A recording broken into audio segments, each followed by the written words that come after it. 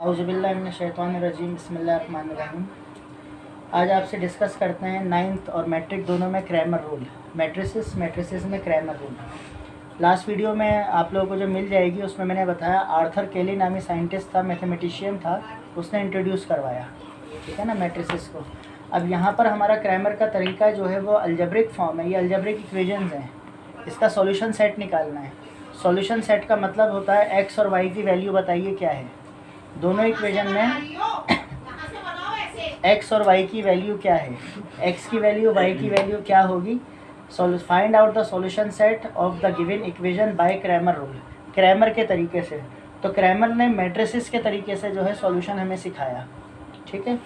अच्छा, इसके लिए सबसे पहली चीज़ इस बात को याद रखें कि ये आपके पास a है, ये हमारे पास b है और ये हमारे पास c है।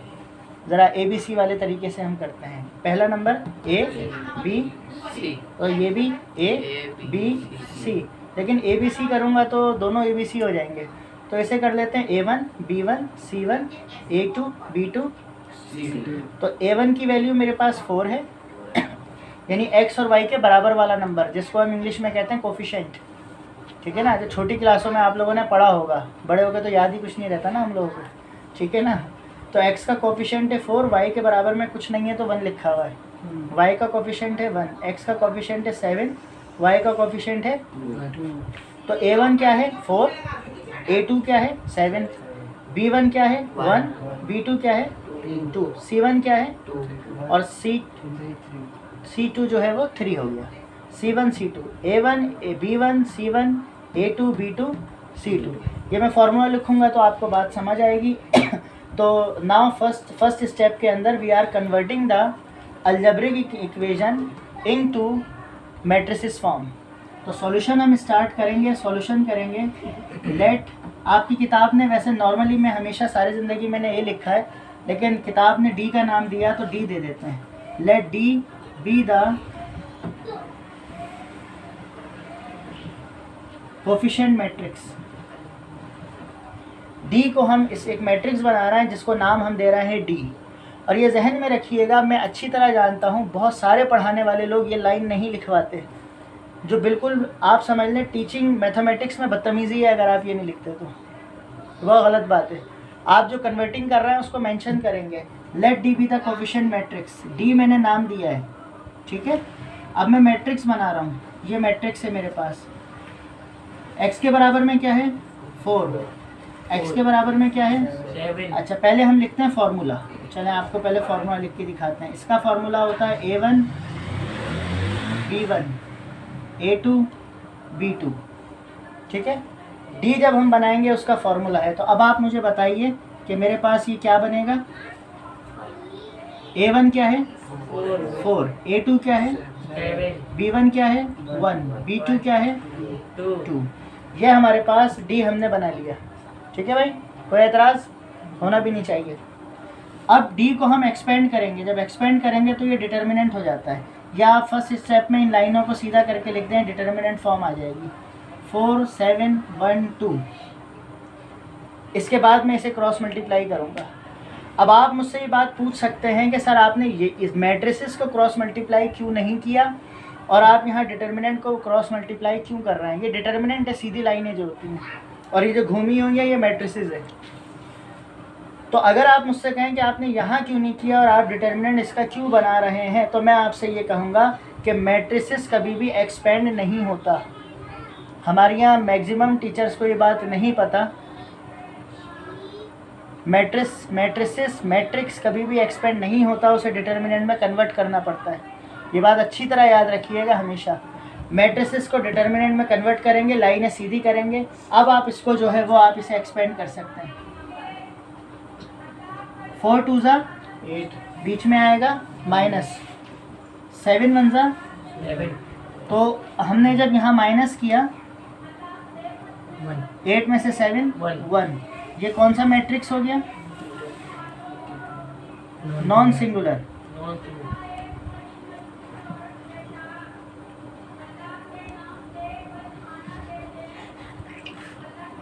मैट्रिक्स, ठीक है, नॉन सिंगुलर मैट्रिक्स। अब इसका फर्दर सॉल्यूशन जो है वो आगे पॉसिबल है, ठीक है। सर 2 और 3 लाइन वो सवाल अभी आएगा, पूरा नहीं हुआ है, अभी आएगा आगे ये। तो इसको दोबारा देख लेंगे। हमने जो किया इसको हमने सपोज किया 4 7 1 2 ये वैल्यूज़ यहाँ पर लिखी और उसके बाद हमने ये निकाल लिया। ठीक है, अब हमने सिंगुलर मैट्रिक्स तो मालूम कर लिया। अब हमने फर्दर वैल्यू निकालनी है dx की और dy की। जब इन दो की वैल्यू निकालेंगे, सबसे पहले तो इन दोनों का डिटर्मिनेंट जो है वो कंसीडर करते हैं। देखें, इसका फॉर्मूला हमारे पास जो होगा इन दोनों के मैट्रिक्स का, इनके मैट्रिक्स बनाते हैं, फिर उसे डिटर्मिनेंट बनाएंगे। तो इसका मेरे पास फॉर्मूला होता है C1 C2 B1 B2। इसका मेरे पास होता है C1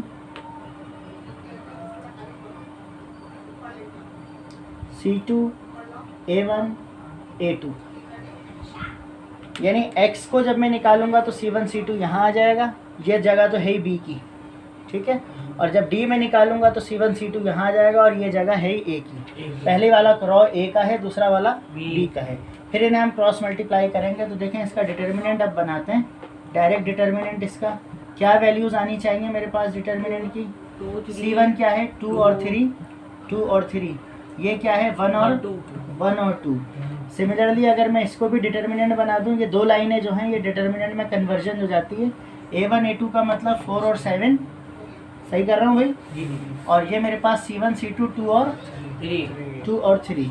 अब इन्हें क्रॉस मल्टीप्लाई कर लेते हैं। dx को पहले होता है ये वाला डायगोनल, 2 2 ज़ा 4, बीच में आता है -3 1 ज़ा 4 में से 3 माइनस हुआ तो dx की वैल्यू आ गई 1। ये मेरे पास dx हो गया। इनको भी क्रॉस मल्टीप्लाई करूँगा, 4 3 ज़ा 12 और बीच में आता है -2 7 ज़ा 14। जब 12 में से 14 माइनस होगा तो आप कहेंगे सर बच गया -2। ठीक है, बड़े वाली की वैल्यू आएगी। ठीक भाई? अच्छा, अब मैं यहाँ लिखूँगा as we know that, as x का फॉर्मूला होता है मेरे पास dx का डिटर्मिनेंट अपॉन d का डिटर्मिनेंट, और y का फॉर्मूला मेरे पास होगा dy का डिटर्मिनेंट अपॉन d का डिटर्मिनेंट। दोनों dx को भी d से डिवाइड करूँगा, dy को भी d से डिवाइड करूँगा। तो देखें मेरे पास जो है वो dx की वैल्यू क्या है? 1 और d की वैल्यू क्या आई थी? 1। d की वैल्यू भी हमारे पास 1 आई थी। तो 1/1 जो है वो हम सिंपल इसको लिखेंगे, x की वैल्यू को 1। ठीक है, x की वैल्यू को 1 लिखेंगे। और यहाँ पर भी अगर हम सब्स्टिट्यूट करें, dy की वैल्यू आई है -2 और d की वैल्यू 1, तो y मेरे पास हो जाएगा -2। ठीक, तो अब मेरे पास x और y की वैल्यू आ गई। तो ये मेरे पास सॉल्यूशन सेट बनेगा। सॉल्यूशन सेट बनेगा x और y की वैल्यू होगा इज इक्वल्स टू x की वैल्यू क्या है? 1, y की वैल्यू क्या है? -2। ये आंसर हो जाएगा। अब क्वेश्चन नंबर 4 स्टार्ट करते हैं। 3 हमने कर लिया। ये वाला ज़रा इसमें यहाँ भी माइनस साइन है, यहाँ भी माइनस साइन है। छोटी सी चीज़ हम दोबारा रिवाइज कर लेते हैं, ज़रा सुन लें दोबारा। ये पहला नंबर हमारे पास A1 है, दूसरा B1 है और तीसरा C1 है। दूसरा ये जो सेकंड इक्वेशन है उसमें A2 B2 और C2। ठीक है ना? तो अब हम स्टार्ट करते हैं। Let D be the COEFF coefficient matrix. ठीक है, let D be the coefficient matrix. COEFF ICI आपने कोफिशिएंट पूरा लिखना है या शॉर्ट फॉर्म में भी लिख सकते हैं। तो कोफिशिएंट मैट्रिक्स अगर मैं D का बनाऊंगा तो ये इसका फॉर्मूला मेरे पास क्या है बताइए? A1 A2, ज़रा ज़ोर से बोलें। B1 B2। तो A1 की वैल्यू क्या है मेरे पास? 2। B1 की क्या है? -3। जो साइन लगा हुआ होगा साइन साथ आएगा। A2 की क्या है? 3। B2 की क्या है? 2। अब इसको हमने आपसे कहा डिटर्मिनेंट में कन्वर्ट करेंगे। डिटर्मिनेंट का मतलब सीधी लाइन है। 2 कहाँ पर? प्लस तो सब में लगा हुआ होता है ना, प्लस तो शो नहीं करते हैं, वरना आप प्लस लगा दें कोई मसला नहीं है, किसी को एतराज़ नहीं होगा, लेकिन बेहतर नहीं होता, अच्छा नहीं समझते। ये हमने कन्वर्ट कर दिया। अच्छा एक बात मैं आपको बीच में बता दूं, क्योंकि मैंने कह दिया कि अक्सर टीचरों को भी नहीं पता, मैट्रिसेस एक्सपेंड नहीं होता, डिटर्मिनेंट बनाते हैं। डिटर्मिनेंट की भी कन्वर्जन यहाँ लिखी जाती है। लेट, इसको हम कन्वर्ट कर रहे हैं, ये डिटर्मिनेंट है, लेकिन आपकी छोटी क्लास है इसलिए हम नहीं लिखेंगे। अब इसे एक्सपेंड करेंगे। एक्सपेंड का तरीका मैंने आपको बताया, ये डायगोनल होगा 2 2 ज़ा, बीच में आता है माइनस, फिर ये दोनों मल्टीप्लाई होंगे, 3 3 ज़ा 6, वेरी गुड, 3 3 ज़ा 9, प्लस में माइनस में, ये माइनस लगा हुआ है, प्लस माइनस तो -9 आएगा यहाँ पर। याद रखिए एक माइनस बीच में आता है, लेकिन जब इस यहाँ या यहाँ माइनस है तो 3 3 ज़ा -9 हो जाएगा। तो ये जो मेरे पास d अब मौजूद है, जो d की वैल्यू मेरे पास मौजूद है 4 माइनस माइनस प्लस 9, तो d की वैल्यू अब मेरे पास आ गई 13। तो जब ये आ गई तो ये कौन सा मैट्रिक्स हो गया? Non singular matrix. जब नॉन सिंगुलर मैट्रिक्स हो गया तो मेरे पास सॉल्यूशन सेट पॉसिबल है। अगर ये 0 आ जाता तो ये सिंगुलर हो जाता और सॉल्यूशन सेट नॉट पॉसिबल, हम लिख देते सॉल्यूशन सेट नॉट पॉसिबल। ठीक है ना, ये सवाल यहीं ख़त्म हो जाता है। अब हम यहाँ पर पिछले सवाल की तरह हमने dx और dy की वैल्यू निकालेंगे। dx का कॉलम बनाएंगे। dx हमारे पास, dx की वैल्यू होती है c1 c2 b1 b2, और dy हमारे पास होता है a1 a2 और c1 c2। तो अब अगर यहाँ पर मैं इसका dx का डिटर्मिनेंट बनाऊँ डायरेक्ट, तो बताइए c1 c2 क्या है? ये c1 है और ये c2 है, तो 7 - 4 यहाँ पर आ जाएगा। सर बुक में -7, बुक में -7 है, सवाल -7, तो यहाँ पर -7 आ जाएगा। गुड, आपको चेक कर रहा था मैं, सवाल सही चेक करते हुए नहीं। ये हो गया -7 - 4, और b1 b2 क्या है? -3 और 2। ठीक है, इसकी वैल्यू अगर हम लिखें, इसके लिए क्या वैल्यू आएगी dy की? dy का डिटर्मिनेंट क्या आएगा?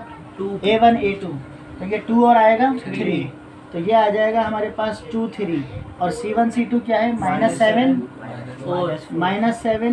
-4। तो इसको एक्सपेंड करते हैं dx को। जब इसे हम एक्सपेंड करेंगे तो ये दोनों मल्टीप्लाई होंगे। अब देखिए माइनस प्लस 2 7 ज़ा 40, बीच में आता है, ये दोनों मल्टीप्लाई होंगे, माइनस माइनस 4 3 ज़ा 12। dx is equals to minus minus 14 और 12 -26। ठीक है, तो बड़े वाले का साइन आ गया, ये मेरे पास dx की वैल्यू आ गई। अब अगर मैं इसको सिंप्लीफाई करूं, dy, ये दोनों मल्टीप्लाई होंगे, प्लस माइनस 2 4 ज़ा, बीच में आता है क्या आता है? माइनस। अच्छा, अब ये दोनों मल्टीप्लाई होंगे, माइनस प्लस माइनस 7 3 ज़ा 21, dy -8 माइनस माइनस प्लस 21, तो dy की वैल्यू हमारे पास बनेगी 21 में से ये माइनस हो गए 8 13, ये आ जाएगी 13। ये दो वैल्यूज़ आ गई हमारे पास। उसके बाद हमने आपसे कहा हम यहाँ पर dx और dy निकाल लेंगे। As x is equals to dx का डिटर्मिनेंट अपॉन d का डिटर्मिनेंट। तो बताइए मुझे x is equals to dx क्या आया? -26। d क्या आया? 13। ठीक है ना, d आया 13, 13 1 ज़ा 13, 13 2 ज़ा 26। ठीक है, माइनस साइन अपनी जगह पर आ गया।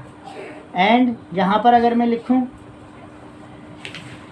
y की वैल्यू, ये ऐसे ही लिखा हुआ होगा dx अपॉन d है ना, सिर्फ ये x हटा के y लिख देंगे, तो dy अपॉन d।